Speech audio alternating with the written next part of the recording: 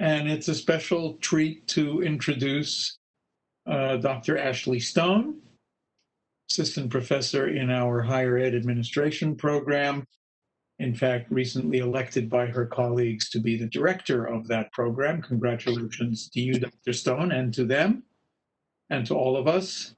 Dr. Stone's research focuses on rural students in higher education. I think we're going to learn some very important um, uh, ideas and hear an analysis of some data that, speaking only for myself, I know I have a lot to learn on this topic. And it's a delight that you can be with us, Ashley.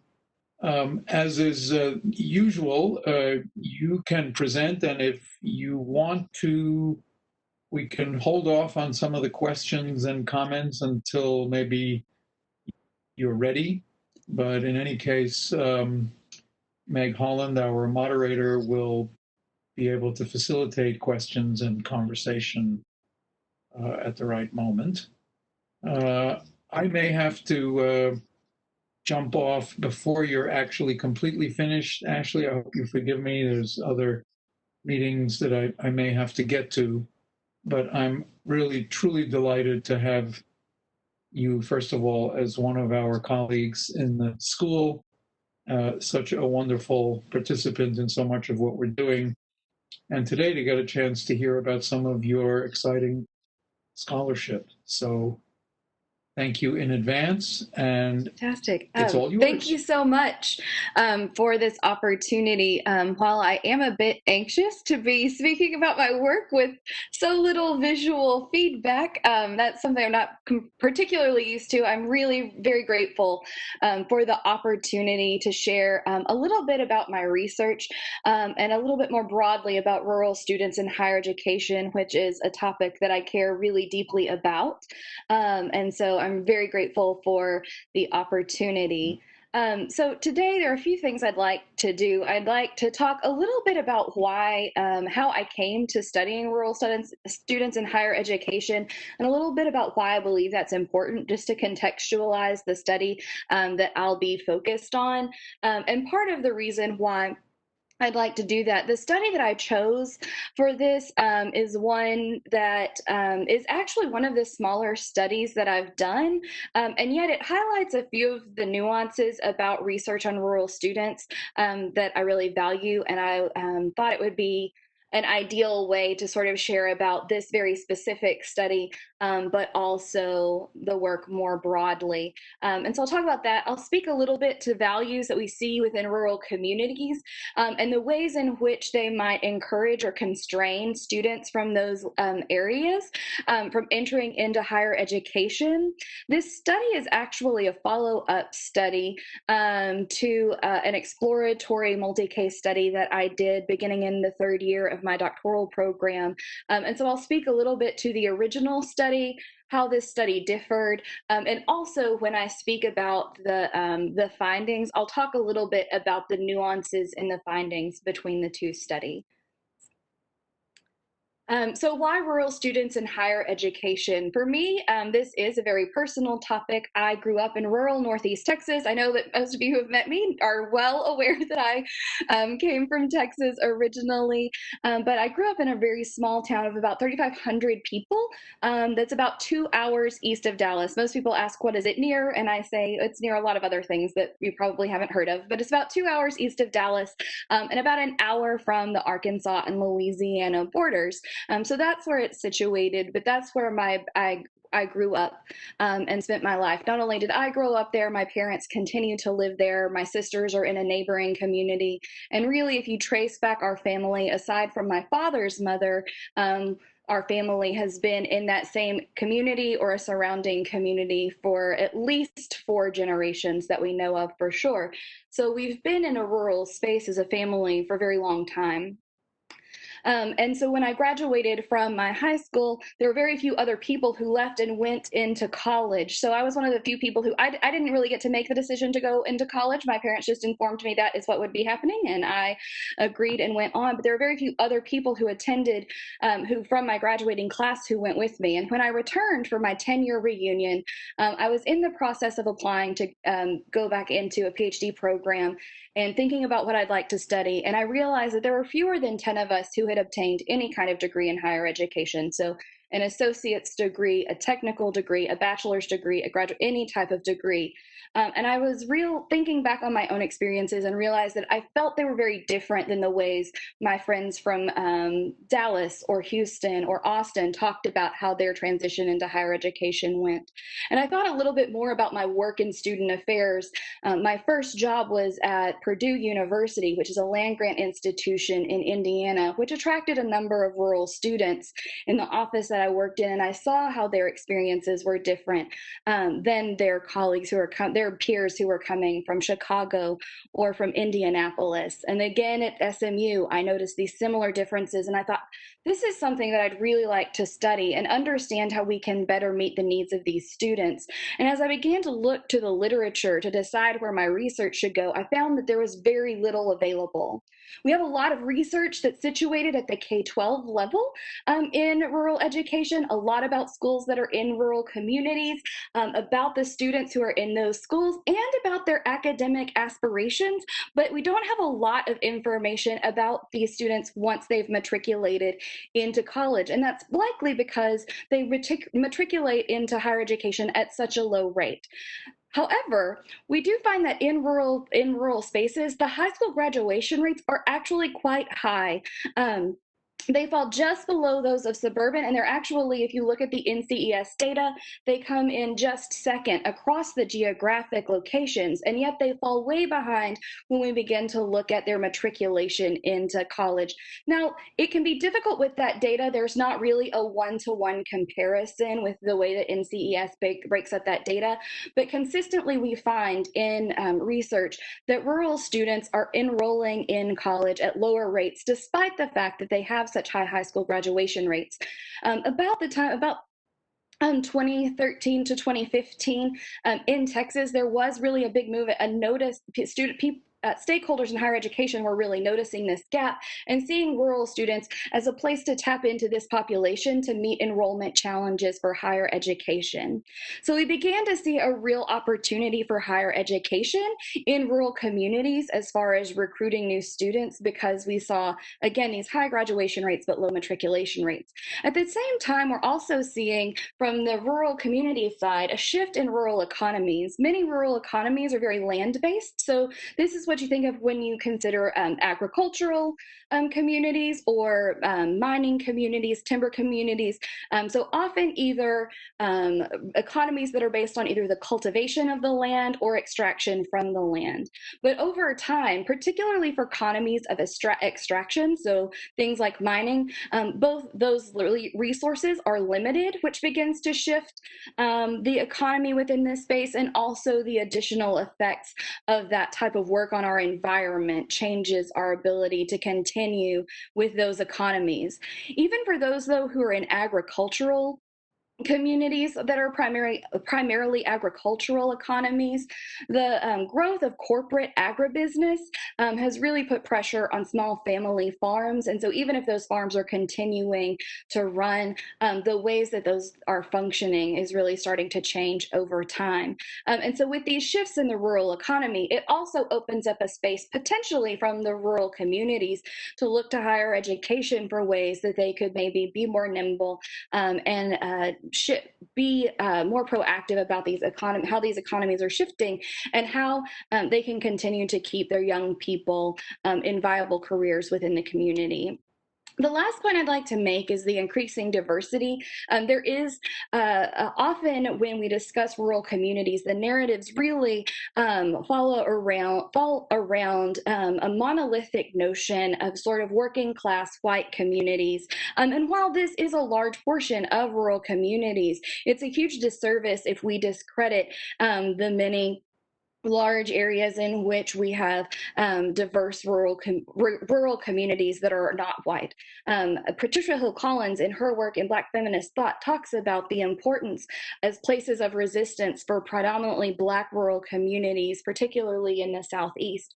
And in Texas, where I've done my own work, we see that actually some of the largest student population in rural communities coming up through our K-12 schools, and therefore the largest student population that could be tapped by these institutions of higher education are actually our Latinx communities along the border with Mexico. And so, again, we are seeing an increasing diversity that exists within these communities, and also an opportunity for higher education to increase their diversity on their campuses, not only in geographic location by pulling in students from rural communities, but also racial and ethnic diversity as well.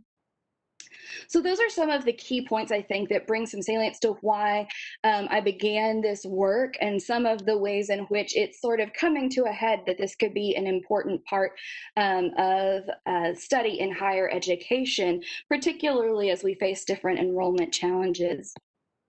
With that being said, I wanted to start by talking a little bit about the research questions that formed the initial study. And what you'll find, what I've tried to do throughout the slides, is to start with, in the darker blue, is the original questions or the original pieces of the study, and then what changed for the study that specifically focused on Latina students from rural communities.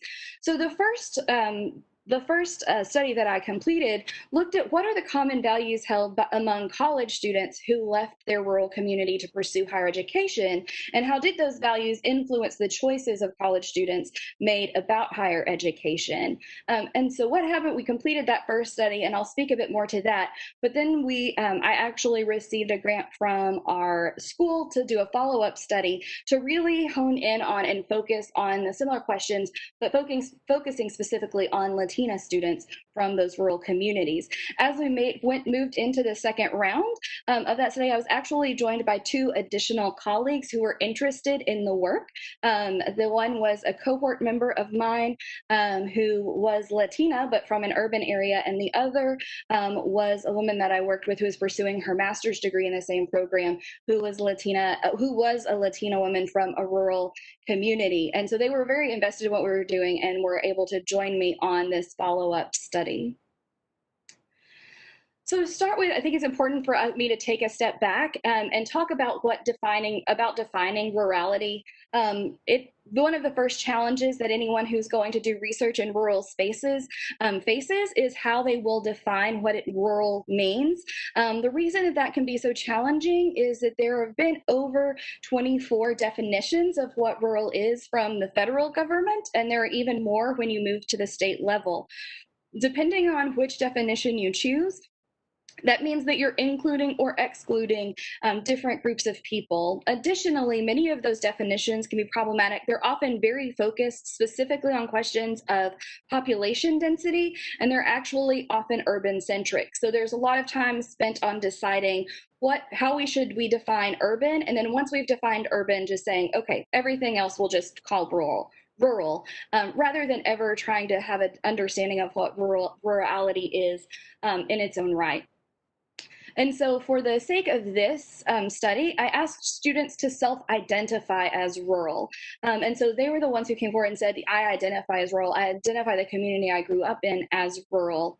And so they had some agency within that, and that allowed us to also talk to each other about what that meant to them, for their community to be a rural community.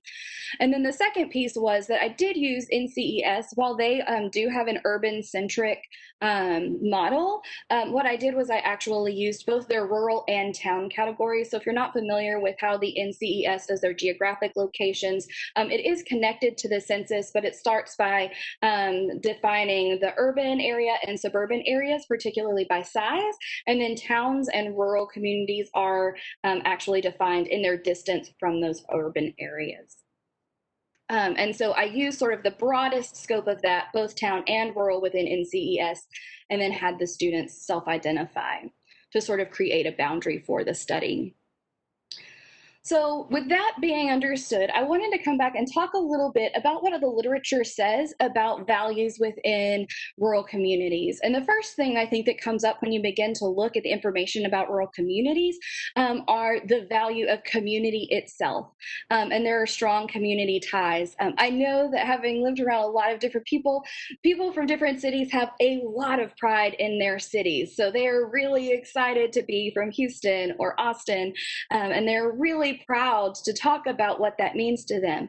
I think that this looks a little bit different for rural communities. It's not necessarily just that there's a strong pride in being from that community, but the people are really strongly tied to both the physical space of it and to the other community members there, and a pretty broad portion of the community members there. And I believe this often comes from the ways in which people in rural communities' lives overlap with one another. So, for example, one of the things that students would talk about a lot is as they grew up, their lives, they were in classes with the same people that they played sports with, in the same classes that they were in Cub Scouts or Girl Scouts with, and the same people they went to church or to their worship services with. All of these different things were with the same people. Part of this is because many of them talked about having only one of things in their community. There's only one elementary school, only one high school. There's only one grocery store. So as they're living their lives day to day, their lives overlap a lot with the other community members, and it creates these really strong ties. As a result of having these really strong ties, there are concerns that happen about outmigration that can be caused by higher education. So often what you'll see in these rural communities is that when students leave to go into higher education, they're not returning back to the community. Carr and Cavallis talk about this as their achievers, that we often pour a lot of educational resources into students who leave and go into higher education, but that the students rarely return back to the community. And we'll talk a little bit in the next slide about why that is. But for a space where there are such strong ties, that can be a real concern, both for the community as they're encouraging students to potentially go into higher education, and for students who have developed those strong ties and realize that that's a decision that might mean they won't return to this space.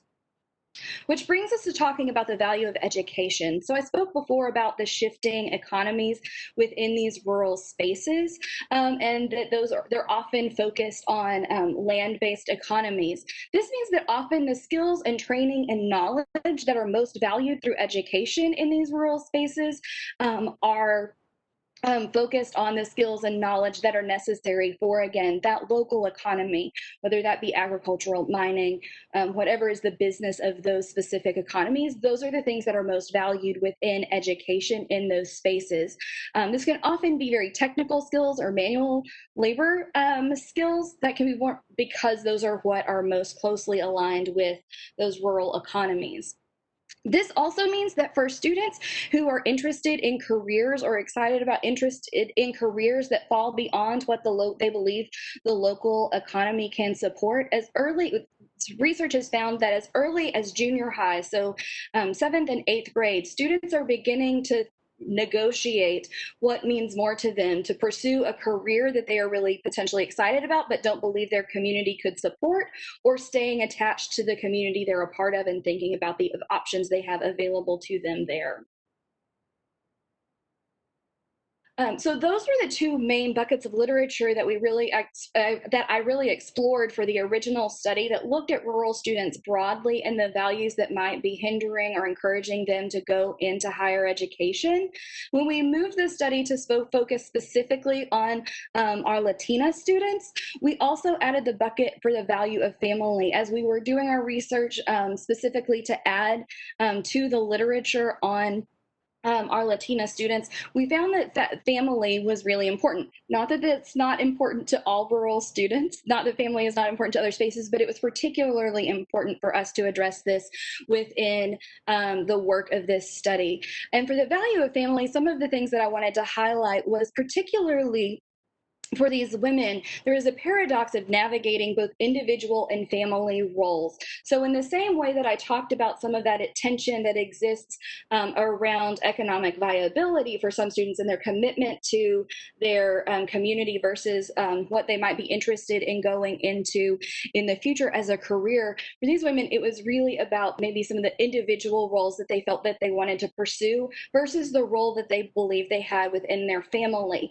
This also was really important. These studies also revealed that this was particularly important for students or for these young women, that it was more so salient for young Latinas rather than Latinos, and that it was really also focused around concerns about about potentially becoming a financial burden by going into higher education, thinking about their fiscal responsibility to their family. Their family was planning to support them as they were in college. Would the school they're choosing be a financial burden? If they had previously contributed to their family, would they be able to continue to contribute in the same ways, depending on how far they moved away, if they would be able to continue to work? So these were really important considerations we found in the literature for Latina women who are considering going into higher education.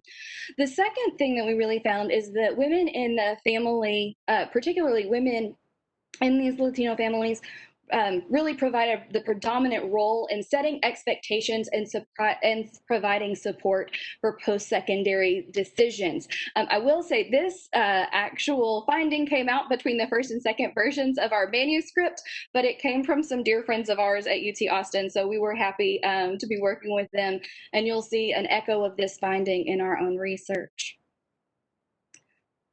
So now I've talked a little bit about thinking about the values within these different contexts. I'd like to take a second to talk about how we conceptualized it for the sake of this study. We looked to the Encyclopedia for Social Sciences and thought about this as conceptions. You'll see here from Sills, while this is older, it talks about the conceptions of desirable that influence selective behavior. We were interested in this piece because it really connected not only what is valued or what are stated values or things that should be desired, but that it also influenced the actual behaviors that people. So these are values that are actually lived out and inform decisions and behaviors that happen. The second piece of is that it was a part of a system of social power providing ideological frame that shapes public discourse about how social world is operating and how it should operate. This piece we thought was really important because it helps to identify the sort of social context that these values are actually being created within. So in the original study, I actually did not have a specific theoretical framework. It was an exploratory study as a result of how little research I was finding focused on these students. And so I did come at it with a critical paradigm, knowing that we live in a very urban-centric space.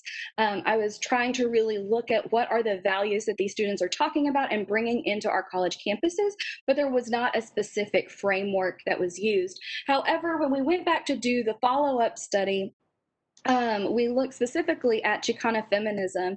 Dolores Delgado Bernal talks about the ways in which critical race and gendered epistemologies offer unique ways of knowing and understanding that are based on these actually race and gendered experiences. And we felt that was very important for the women that we were including within this study. Additionally, using a framework like this really allowed us to honor the resources that the women who were participating in our study gleaned from the culture in their homes and the ways in which they were leveraging those in the decisions they were making about higher education and in their time on our college and university campuses. Additionally, Chicana feminism, just so that you know a little bit about it, focuses on biculturalism, bilingualism, and a commitment to family and community. It also highlights the ways in which Spanish is devalued, contradictions that can come up with Catholicism, patriarchal ideology, issues of immigration, and it also addresses the pursuit of education and social justice. These are some of Dr. Delgado Bernal's work, spans many years, and we used a lot of different pieces, but this is some of what she highlights through her work on Chicana feminism that we looked to as we began to explore this study. The methodology for this study was a multi-case study. So even the first study was a multi-case study. For the sampling criterion in the first study, the students needed to have grown up in a in a rural community. Again, that was defined by the student that it was rural. As far as grow up in, as we spent a lot of time working through this, we found that most students determined that it was their hometown and that they grew up there if they spent their high school years there. So it took us some time to find where that natural grow up, how long they should have lived in the rural community should be. But what we ultimately found, and this actually came from some other studies that I had done, was that those students who lived at least their high school years within the rural community really attached to it and found that that was the space where they grew the most and informed sort of their own identity the most as they were growing up. I asked that they have moved away from the community in order to attend college and be currently enrolled full-time at a four-year college or university. So those were all the criteria for the first year, or for the first study. And in the follow-up study, we actually explicitly stated that we wanted to pursue Latina students within, they also needed to self-identify as Latina.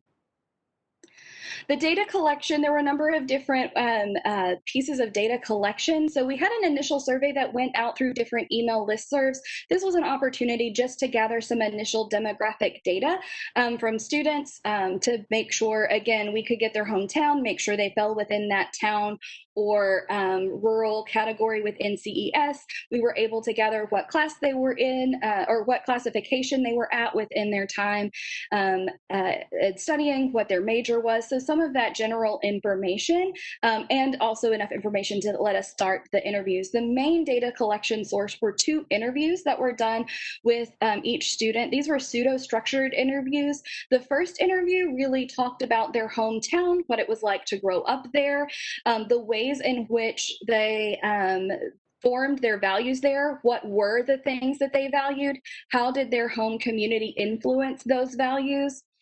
And then in their second interview, we really focused on the ways that those values we learned about and talked about in the first interview informed the decisions they were making around higher education.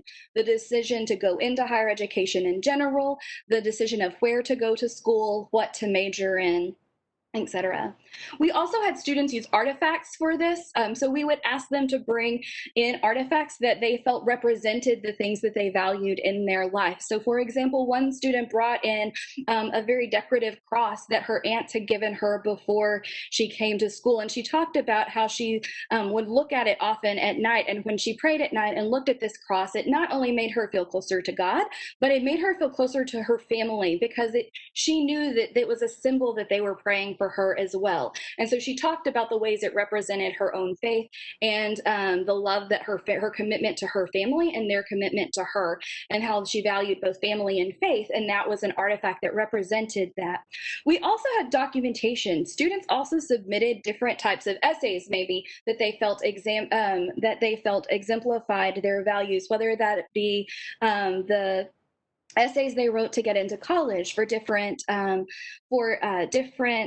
scholarship opportunities. We had one who submitted her salutatory address to her graduating class, but different things that they felt like they had an opportunity to really express and live out their values.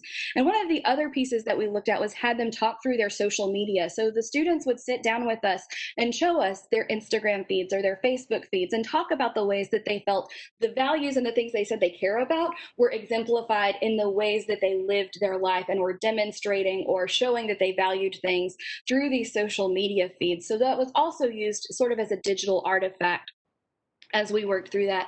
And then finally, archival records. This mostly focused on the information that we gathered about the students' communities, to think about the demographic makeup of the communities they were coming from, how large, again, how the schools in the area were classified, as well as some of the political leanings. So we looked at the voting returns for the past few years of the different communities to sort of see ideologically, politically, where is there variation between the different the different communities.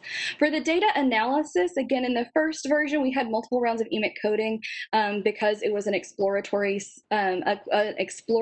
study, and then looked through axial coding to see what the relationships were between those. And then after each case was analyzed as an individual case, as its own study, we then did a cross-case analysis. For the second round of the study, we actually used EDIC codes that came from the Chicana feminist framework, looking at biculturalism, bilingualism, immigration, conflicts within capitalism, and commitment to community and family in particular. So we pulled these different pieces from the framework to look at them in that pace. Some participants participated in both versions of the study, and I made sure that the new team members went back and recoded all of the work that was done with the students for the first time that were in the first study, since I had already coded them once, that they got clean copies and recoded them just to have sort of fresh eyes on that work as we were reanalyzing those specific pieces. So the participants, we had 5 total. Again, this was one of my smaller studies. We had 5 total participants in this study.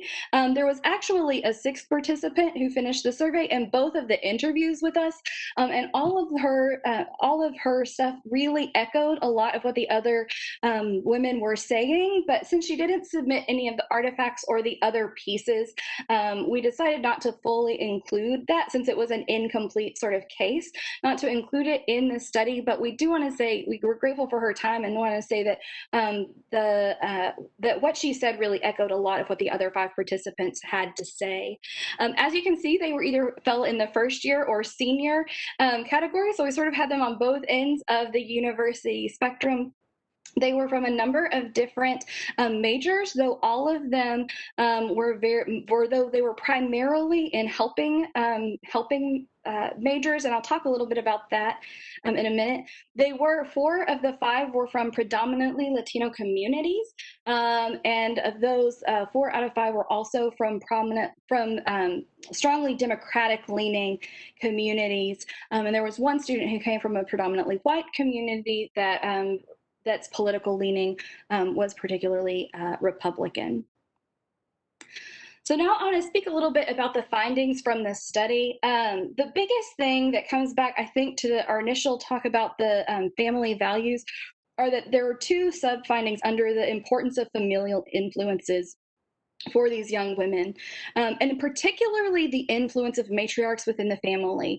The women within the family, the older women within the family, were very important in informing the students of their informing the students' desire to go into higher education, encouraging them to pursue those dreams, and then supporting them once they got onto campus. Now, we did find something similar with the original study. There was a lot, all across that study, another theme was the role of mothers and grandmothers in encouraging students to go into higher education. However, for these women, that really expanded out. While here I'm offering an example, a quote from Sylvia, who's speaking about her grandmother. She talks about her grandmother playing a huge factor in her coming to college, because it wasn't for her pushing me. She said, I don't know, like, I knew I was going to come to college and do everything, but because of her, I want to push further. Sylvia was one of the first year students, and she already knew that she wanted to pursue a graduate degree. And a lot of this was inspiration from her grandmother. And for her, it was very hard to leave her grandmother to come to college, but she felt that spirit and encouragement from her and felt like she was really making her grandmother proud by what she was doing, being in school. This was also common for students to talk about their tias or their aunts, and talk about older cousins and siblings who also had paved a way for them to understand what it meant to be going into higher education and to encourage them to do so again. And then once they were in college, actually supporting them and encouraging them to stay there and offering support for them to be successful once they were there. The next piece is about honoring hardships. And this was about, again, sort of connected to what the literature talked about earlier about this conflict or paradox that the students could face between their own individual roles and the roles they saw of themselves in the family. They saw that their families were sacrificing for them in order for them to be in college. But rather than really feeling guilty about being in college, they really saw it as they've sacrificed for me to be here. I need to be here and I need to really take advantage of this opportunity. I need to honor the work that has been done by doing well while I'm here. Julia, her is the daughter to a single mother, and she talked about how her mom wanted her to see the world and do all the things that she couldn't do as a young mother. Um, and that she wanted her the reason, and that she talked about that that's the reason why she wanted to go to college. She wanted to make her mother proud, because she'd gone out of her way to make sure that she could see the world was so much bigger than just the community that they grew up in. Again, this is consistently seen through other women who talked about the sacrifices their parents were making, or their whole family often had made in order to make sure that they could afford to go to college, and that they would have those opportunities. And they saw that really honoring that, showing that they honored that sacrifice was important for them as they continued to push through, and not only make it into college, but make it through. Two other findings that we found were promotion of education and helping others. So one of the things that I noted before was that if you look at the majors, a lot of the majors that the women were pursuing were really in helping professions. So nursing, education, psychology, and social work. And even the one student, Julia, was actually a public relations major, but she talks about how the reason she wanted to be she was a public relations major, but was also pre-law and wanted to get her law degree so that she could mediate divorces, because she saw the toll that the divorce that her parents went through took on her mother and the other children, and she wanted to be able to keep families from suffering if they had to go through those processes. And so even she really talked through the ways in which her career decisions were about helping others. And so I'll actually, since I've gone a little bit out of order, I'll also talk about Sarah. Sarah was one of our students who was a nursing degree. She had been the salutatorian of her graduating class, and many people said, why do you want to be a nurse? You could go and be a surgeon. You'd probably make a lot more money. Why isn't that what you want to pursue? And she said, she had actually had a car accident when she was younger and spent a long time in the hospital. And so she had spent a lot of time around different surgeons who had helped her recover, as well as nurses. And she thought, for a surgeon, you just care about the health of the patient or health in general. She said, you don't necessarily need to know the family or need to know their insights, insecurities of the child or the patient in general. I feel like nurses get more involved, and I'm one of those people that want to care for somebody. I want to care, help them with their families, help them with their struggles, and ease their pain or ease their mind. She really felt that through nursing, she would be able to create stronger connections with her patients and her family as a part of the practice, and that's what was most important to her. So in addition to sort of these helping professions, the other piece that came back again was promoting education. I talked a lot about how these matriarchs really helped these women decide they wanted to go into higher education and encourage them, but they saw themselves taking on that same mantle as they went through college. There was sort of the torch was being passed to them that they could continue to encourage those who are coming up behind them. As Julia says, she said, I always feel very blessed, and I make sure to share that with people because I didn't really do it for myself. I do it for my family so that they can know that I appreciate them. But there's also because I want people who are an underclassmen or people who are just barely starting high school that I know on social media. So this is part of us talking about that social media piece. They can see me on social media. I want them to know that it is possible. I didn't get automatic admission to the university. So I love sharing my story with other people about that because I feel like it is possible. She felt like she was really a story that other people could look to see that she could come from their small town and be successful in higher education, that she could be a Latina woman a Latina from a rural community and be successful in college. And she could set that example and be that encouragement for those who are coming behind her in the same way those who had led the way before were for her. So again, these were some of the main findings. One of the other differences that I'll talk about that's a little bit nuanced from the broader study to this one is back with the helping others piece. And that is that for all of the students who really were interested in leaving their rural communities to pursue higher education, they weren't so much concerned with finding a job that would pay well, sort of an end goal, but they were really focused on fulfilling careers. So things that they thought would be exciting, engaging, but that they thought would be fulfilling long term in their life. And that was why they chose to pursue. They felt that a degree was necessary for the specific careers they had chosen. But for these women who participated in the study, it was really specifically that fulfillment was coming from the ability to help others and make a real difference and care for others. And they also spoke a lot more about that happening, even if they didn't plan to go back to their community, contributing that back to their community or promoting it back in their community a lot more than the rest of the other students did. So just in sort of closing, I want to talk about just a couple of other things. One of the things, again, that we talked early on about the value of family, that really was reinforced through the findings of our study, that family was particularly important. And again, echoing the role the women in the family were playing as a predominant role, and that the women now, these Latinas, from rural communities now saw themselves as a conduit for transferring those values, particularly concerning education, that they were receiving that from the matriarchs of their family, but that they also wanted to pass those on to younger siblings, younger cousins, other people in their high schools who were following in behind them. And that there was a sense of responsibility to succeed, again, both to honor the hardship of the family, but also, again, this connects back to that earlier literature that talks about that tension that they can face between the individual roles and the familial roles. And again, not wanting to be a burden. I think a lot of them felt like, if I'm going to take this risk to be in college, if that could potentially be a hindrance, that it's really important for me to be successful. It's important to honor sort of maybe that strain that they felt like they might be putting onto that. And again, I talked again about the importance, particularly of matriarchs within this frame.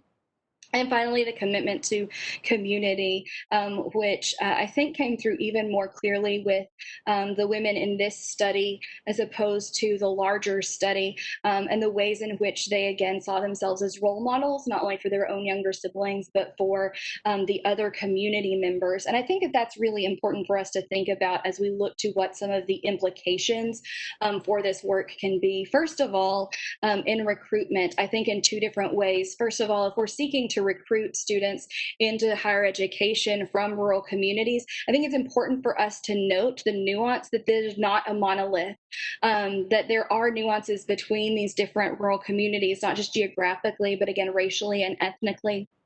And as we specifically look to recruit the students, that means that we need to tailor the work that we're doing to recruit those students to meet their specific needs and to understand their specific cultures within these rural Latino communities. I think that that could particularly mean focusing on supporting the matriarchs within families, helping them feel good about encouraging their young children to go into higher education, particularly the young women in their family, and making sure that they feel confident in the role that the university will play in supporting them.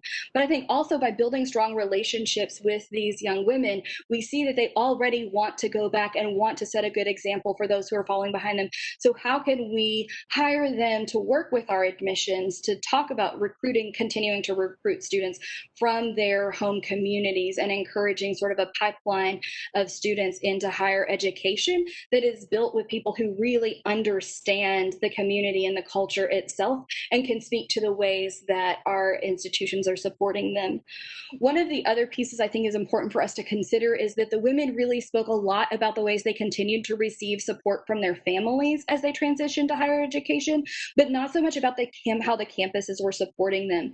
I think that we need to spend some more time in higher education thinking about the ways that if we are going to actively recruit students onto our campuses, the ways that we're also preparing ourselves to adequately support those students. And so additional research needs to be done to see what are those specific needs.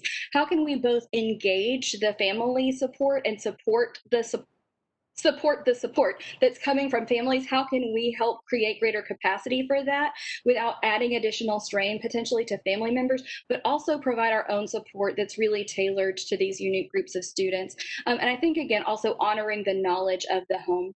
These women are coming with really deep values that are connected to helping others pursuing education, and honoring their history. And so how can we look to those values and help them continue to live those out on our college campuses?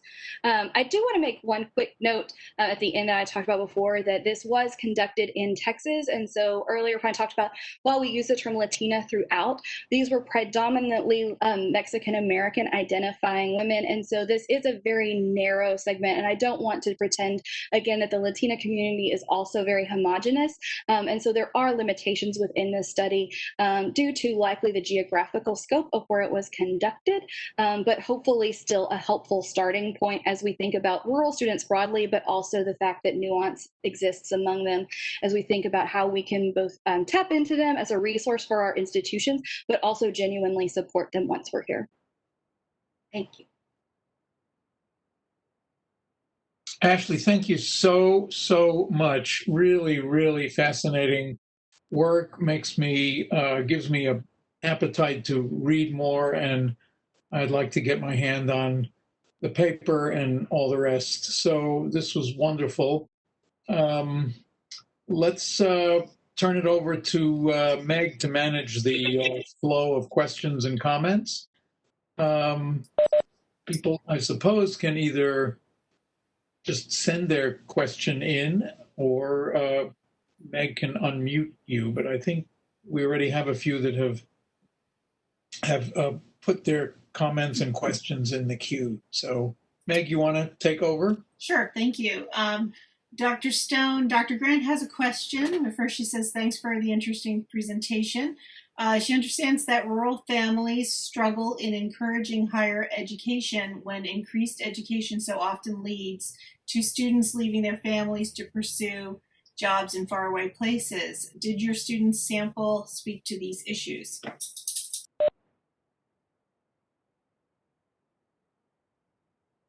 You have to unmute yourself. Oh, okay. Am I unmuted now? Okay, thank you. Sorry. So yes, so I think that one important thing to note is that I did actively seek out students who had already left their community to come into college. So there are definitely a lot of students who did not make that decision. Again, part of why I focused on that is because it's such a small group. And so I wanted to know, since it's so unlikely that they would make that choice, what were some of the things that they cared about and valued that encouraged them to make the choice? As they were going into higher education. But yes, they still reported those concerns. And again, I think that there is this tension in the same way there's tension with a lot of people that they were going away. They wanted them to stay close as a part of their family. And for some of them, they did make a choice. Well, they made a choice to leave and go to an institution and one that may be a few hours away. They made a choice to stay closer as opposed to a decision to go to another state or a much further away university. And so that was sort of the balance that they found. Interesting, because those students were still in school, we weren't really able to negotiate or talk through as much what were their decisions about the next steps. So again, they saw this as going away, leaving to go to college, but they weren't talking as much about what did it mean then to not necessarily return to their hometown. Some of them were thinking of, and I think that part of this too, one of the things that came from these women more so than from the broader group when we did the original study of that was about rural students more generally, is that these women, even if they weren't planning to return to the community, planned to stay really engaged with the community.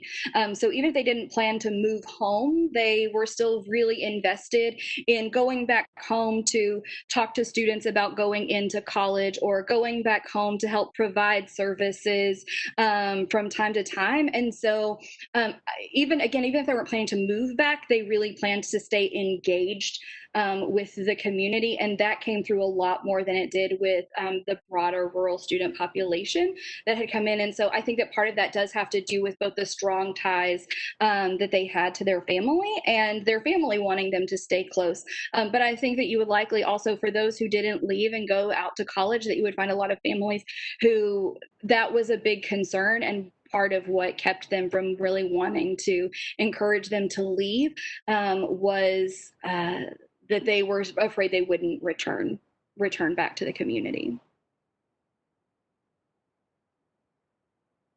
It's 5 o'clock. Sorry, Dr. Stone, the next question is, to what extent do influences outside the family, like teachers and schooling dynamics, influence college enrollment?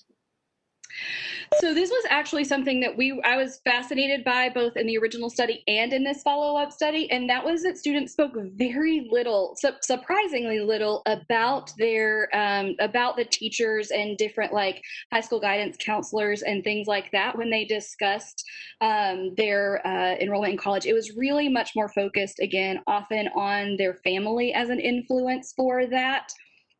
And then this could be for a couple of reasons, and one of those has to do with I referenced a study, a work that's by two scholars, Carr and Kafalis, and they wrote a book called Hollowing Out the Middle, and they really talk about the ways that our colleges and universities can focus in on just a couple of students to get them out the door, but those are often all those students who are already being encouraged by their families, again, to pursue this. And so we were really surprised to see I was really surprised, and then my colleagues were, once we finished this, to see sort of a lack of them talking about the ways in which their teachers were forming those values.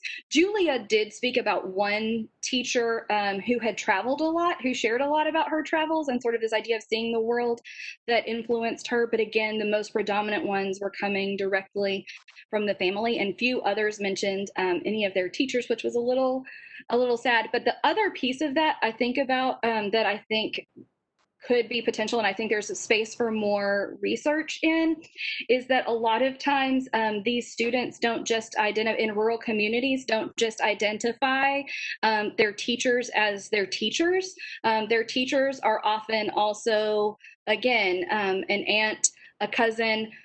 Their teachers are their best friend's parents, are involved with them in all different parts of their life. And so the ways that I talked about that overlap before, I think that there are lots of ways where they sort of talk about community encouragement that might be specifically about teachers, but they don't see their teacher in that singular capacity in the way they're not surprised to run in their teacher at the grocery store or in all other parts of their life. They're used to that. And so I also wonder if they think there could be more investigation around the ways they talk about the community as the support and encouragement, as opposed to specifically the school or a specific teacher, because they see those teachers in so many different roles within their life, as opposed to just the teacher within their classroom. Dr. Stone, we have a couple questions that seem to go together, so I'm going to give it to you in 3 parts. Are mothers of these participants giving them no alternative but to go to college? And did any participant feel conflicted about balancing their college expectations and their responsibilities of helping out at home? And did any of the students or matriarchs of the families, were they concerned about the higher education costs and student loan indebtedness? And were there any conversations about the financial concerns during college? So that's a 4-part. Sorry.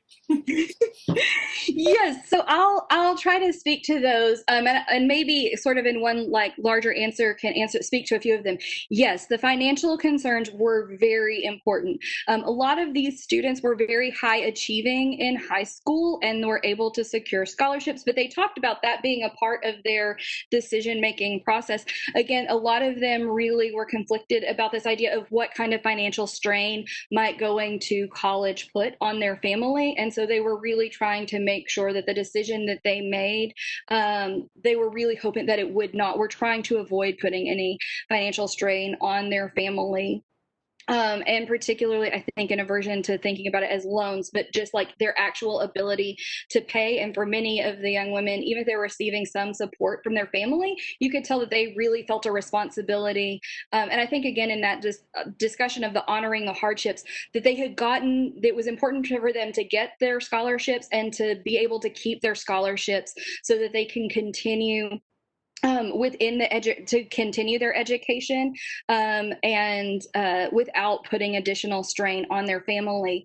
Some other ways that they talked about this, though, was hoping that they would be able, so some of them wanting to graduate early and finish their college early so that they weren't in school for as long and potentially not having to pay as much, being able to start their careers earlier and be able to support their family. So particularly the participant Sylvia talked a lot about, she had a number of younger siblings, how she knew that her parents were not likely to want to take money from her after she graduated and was able to begin to help support them. But she really cared about the work they had done to support her. And so she talked about having conversations with her sister about how once she graduated, she was going to get a job and send her sister money to help support the family, to sort of sneak the money back into the family's budget so that she could relieve some of the strain, that financial strain she knew her family was experiencing.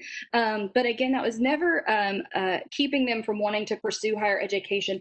They really saw this as an opportunity for their families really saw this as an opportunity for the young women, and that even if there was some sacrifice necessary, that in the end it would be worth it. But the students, again, that honoring the hardships piece was really where I think that came out for these students, in that tension that they felt between knowing that there were sacrifices being made for them to be there, and that it was important for them to work hard to be in all of their classes, to really make the most of this opportunity, that was the way that sacrifice could be seen as worthwhile and potentially get them to the place where they could begin to pay that back with their family. So a follow-up question to that, since you mentioned mothers supported these students, do fathers in these rural communities encourage support of these students? So I would not say that the fathers do not support them, but they were not discussed. Similar to the teachers, they were not discussed in the interviews. Again, a lot of the focus on this was, again, and not just on, yes, mothers were important, and they were talked about the most, but also grandmothers, aunts, older female cousins. So really, it was female family members more broadly that were discussed as encouraging them, and none of them really spoke about their fathers. Now, they also did not speak about their fathers discouraging this, but it was really a lot of discussion about how women in their lives, particularly women in their families or in other families that were closely connected to them, were encouraging them. And so I'm not saying it didn't happen, but it was not something through all of the different questions we asked that ever came up in their interviews. So the next question is, again, a bit of a three-part question. So first, somebody asks how you recruited participants and what struggles you encountered in recruitment as an outsider to the community. And a follow-up to that would be, were all of your participants born in the U.S.? Were any of them dreamers? And how might that have affected their decision to attend higher education? And were any of them, and how did that influence their decision to attend a predominantly white institution or a Hispanic serving institution? Yes, so so recruitment was broad. So it started. It happened in phases. This was an interesting study, but predominantly it happened through different listservs at the University of Texas at Austin. It wasn't specifically based there, but that was the starting point, and then sort of snowballing out from there to recruit participants. So it was primarily snowball effect. All of these students, all of these students were born in the United States and had citizenship here, so none of them were dreamers. And And again, I do think that that could influence, again, those are other factors that influence their decision to go for where they were going to go to school. Some of the participants in the previous study were not students at the institution, but by the time we got to this point and narrowed it down to the Latino students, they were all at that specific institution. And so, again, it was through various listservs and, again, a snowball sampling from there to find others who might be willing to participate. It can be really challenging, just as recruitment in any process can be, it can be challenging, but those are also things that are influencing the nature of the students who are able to, I mean, again, all of those different factors, because those are additional limitations because of the structure of the study, because I asked that they have left their community to come into higher education and be enrolled in a four-year institution. That we reached out to students who fell outside of the university, but never received any response to those calls. And so that was sort of a consequence. It wasn't that was the only thing we did, but that was in the end the only students who actually completed their participation with us. But again, I think that those are all things that limit, again, the number of students who are willing to participate. They've already overcome a number of those barriers that you're talking about before they even met the criteria to participate in the study. But I would guess that those are all influences. And I say that knowing, I mean, I worked in an office where we specifically supported Dreamers, but none of those students were connected to the study. So they were there at the institution, but did not participate. I don't know that they were specifically rural, but did not participate in this study. A related question is someone's interested to know whether acculturation or bicultural identity development were factors that you and the team considered, or if they were mentioned by participants to have had an impact on their educational choices. I'm sorry, could you repeat the question? Sure. So someone is curious to know whether acculturation and or bicultural identity development were factors that you and the team considered, or if they were mentioned by the participants to have had an impact on their educational choices. Yes. So actually, so that's interesting. That's something that I think goes back to maybe a part of a previous question that I don't think I addressed, and that was about their decision to come to a predominantly white institution. I showed earlier in the participant breakdown that the majority of the students were coming from a predominantly Latinx community, and there was only one who came from a predominantly white community. And when we say there was a predominantly Latino community, I mean that the population was between like 94 and 99% Latino. So for these students, one of the things that they actually talked about a lot, particularly for the students who are coming from those communities, once they were on campus, one of the things they talked about a lot was, I don't think that they hadn't really thought a lot about the fact that it was a predominantly white institution, because they had not really fully considered what it meant to not be in that predominantly Latino and really predominantly Mexican American studies. Many of the students talk about the ways in which they'll say like the border crossed their family, not that their family crossed the border. And so that their family has this rich, long tradition there, but that they identify as Mexican or Mexican American, but that the culture is so very strong where they are living, and that they hadn't really understood how deeply embedded within that culture they were, or that they were able to be so surrounded by their own culture until they left and came to this predominantly white institution. And then I think that was a shock to the system for those students. On the flip side, the one student who came from the predominantly white community, again, that predominantly white community was over 90% white. And she was talking a lot about how it was so exciting to finally see people who looked like her in her classes, and how excited she was coming to this predominantly white or traditionally white institution, because of how diverse it was and how excited she was to be able to interact with other people who looked like her and to be in class with people who looked like her. So it was a really stark contrast that was really the intensity of the demographic makeup of those those different institutions, of those different communities, made the experience of coming to a predominantly white institution really different, and I think made the when you think about acculturation, so it wasn't the same for all of them because they were having a very different experience in the ways that had happened for them before they got to campus, and then once they got onto campus, and it also really changed what they were seeking out when they got onto campus. Thanks. I don't know if that speaks to all of them, but I tried to get a few questions in there. We actually have 2 more questions. And so the first one is a comment/question.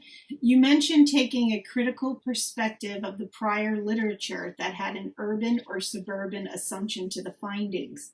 Can you give an example of something in this arena? The person asking the question is fascinated by critical perspectives on literature that can go unchallenged.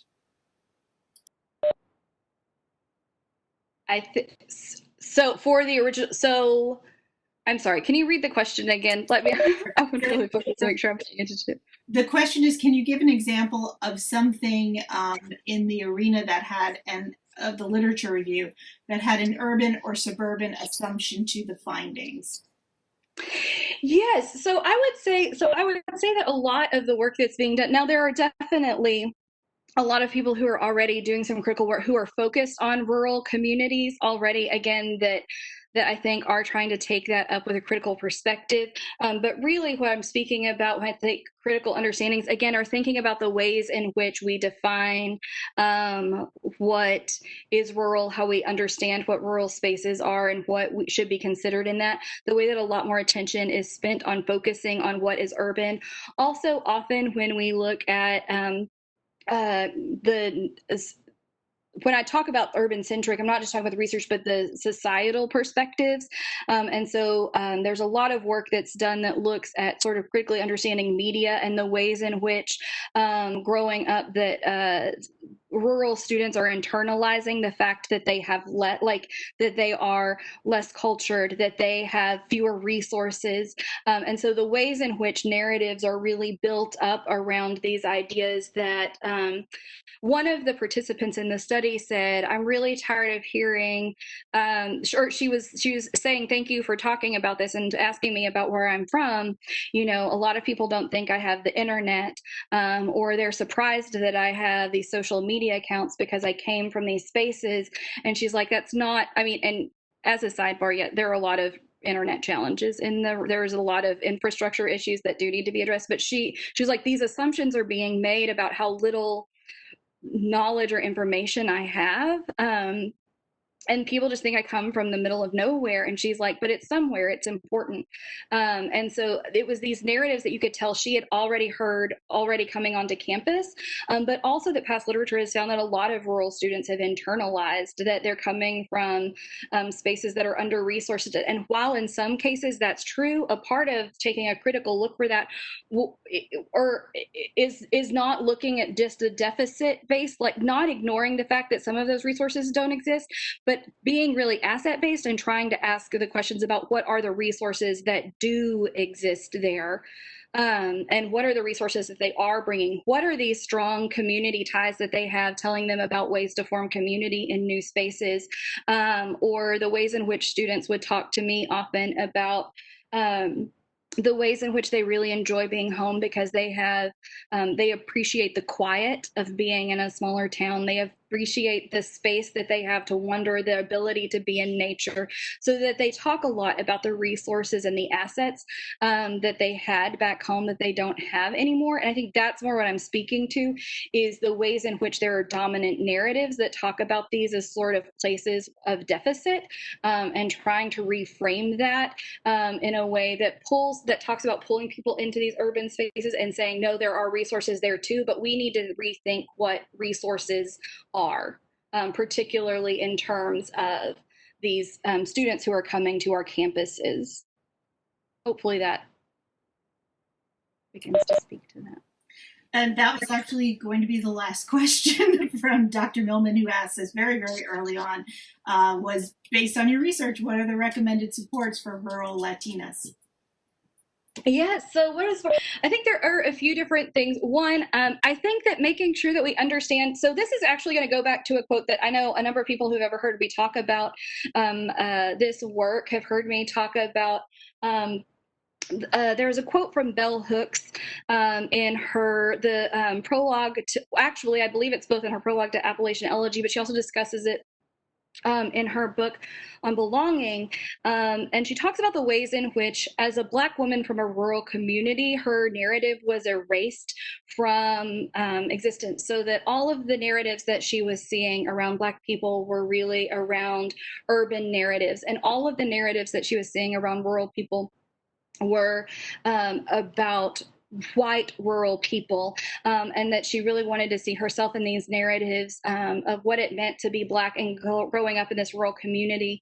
And she speaks really beautifully about the ways that growing up in rural Kentucky taught her things about freedom and the ability to be out in nature, and these different things that were really valuable to her, but that those narratives she felt were really excluded sort of broadly. And so I think that I say that to say, I think that when we're thinking about supports for rural Latina students, is not assuming that they're necessarily the same supports that we'll need for our rural students more broadly, but they're also maybe not the same support like that if we've already been developing supports for Latina students in other spaces, that they might have unique needs coming from these small spaces. And so making sure that we're allowing the space for them to continue to tell their stories.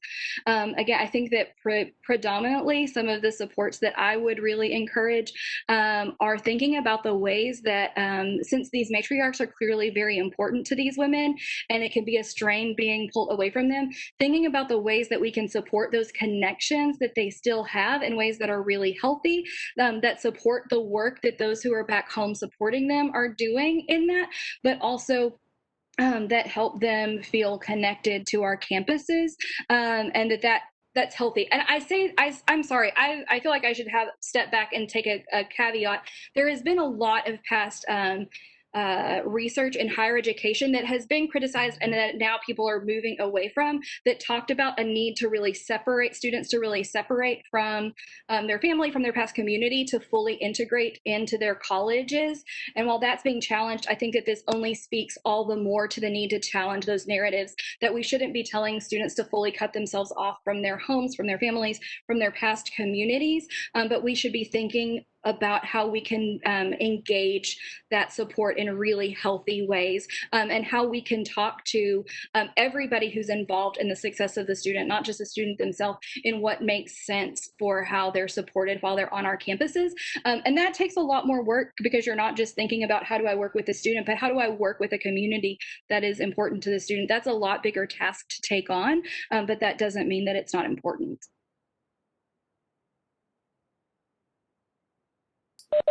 Dr. Stone, do you have any closing remarks? No, I feel like I've talked way more than I would into a computer screen. So I appreciate everybody who bared with me through this. Thank you for allowing me the space to talk about rural students and about this work that I care about, and just allowing me the opportunity to share. Well, on behalf of Dean Foyer and the entire GSHED community and the folks who showed up as our attendees today, thank you so very much.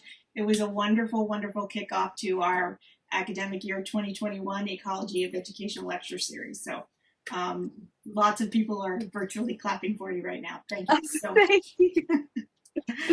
Fantastic. Thanks.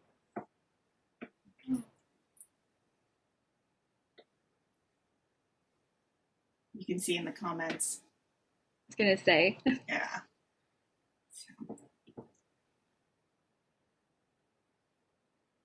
Okay.